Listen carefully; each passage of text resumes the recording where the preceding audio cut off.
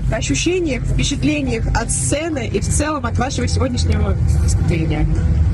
Когда я приехал сюда на фестиваль в Зарядье, очень понравилась атмосфера, гуляющие люди, очень спокойно, очень красиво и обустроено очень красиво, современно, стильно. И люди очень по-семейному настроены, приятные, одеты красиво. Вот, и это меня так, как артиста, тоже как-то успокоило, что красиво вокруг, есть связь с природой, потому что под открытым небом. И это для меня всегда уже, не знаю, даже 70% успеха, когда уже все хорошо и так. То есть остается добавить красок танца, красок музыки.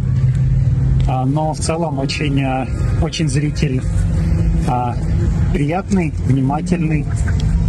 И я как артист тоже отдавался каждой эмоции, каждой мысли. Было сложно физически, но приятно ментально. Расскажите, пожалуйста, вот так вкратце о задумке вашего сегодняшнего выступления. Оно состоялось даже из 2 частей. Вот такой дополнительный номер, подарок для гостей. Вот первая часть, конечно, больше интересует. В чем был основной посыл? В первом куске, где я танцую 1:36 минут, физически это очень даже не тяжело, а смертельно опасные, потому что прям сражаешься с сознанием, чуть-чуть плывет, кислорода уже не хватает. На максимуме человек может 12 секунд продержаться, 10-12 секунд, как бегун с 100-метровки. А когда ты классический танцор, ты должен на максимум, в принципе, отдаваться, чтобы стопы вытягивались, тело на максимум, позиции. Поэтому кислород заканчивается быстро. Но это и придает внутренней борьбы, как раз когда ты уже на последних доживаешь эти секунды, минуты, и это зритель чувствует и с тобой проживает вот эту борьбу за жизнь. Заложено там очень много смыслов и центральная фигура — это Нижинский, там и его хореография, его мысли, его жизненное восприятие. Также были боевые действия в то время, Вторая мировая война. То есть он эти взрывы слышал за горами Швейцарии, в Италии. Он переживал. Он также танцевал для зрителя. Богатые, бедные, там абсолютно разнообразные люди приходили. Он к этому определенно относился. У него по этому поводу были разные мысли про разных кастов людей. Потому что он в Швейцарии жил, там была определенная каста богатых людей.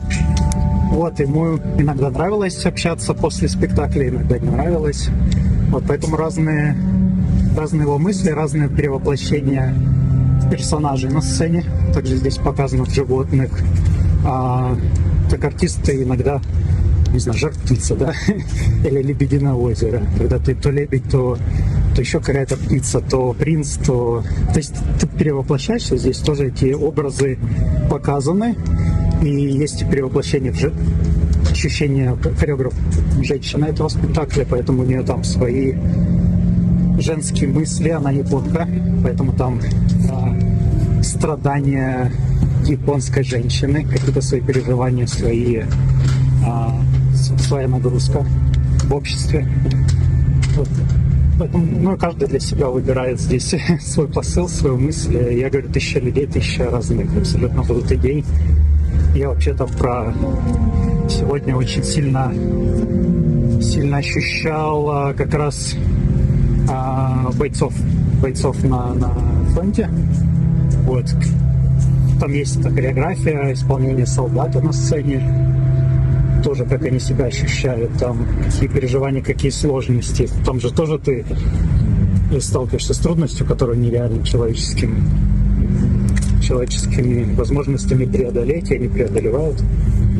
Вот, я об этом много задумался сегодня на сцене. Скоро вас ждет еще одно такое очень важное перевоплощение, ваша следующая постановка «Мастер и Маргарита». Расскажите, пожалуйста, вот об этом подробнее. Вообще, почему зритель должен это увидеть? Сегодня меня очень сильно поддержала моя жена Елена. Вот она помогла с организацией этого выступления. Вот, и также она принимала активное участие в создании «Мастера и Маргариты», и она также исполняет главную роль Маргариты. Вот это история любви, в первую очередь. И эта история «Мастера и Маргариты» у нас тоже она отображается каким-то образом в жизни. Маргарита у мастера за его книгу боролась за его писание, за его рассказ.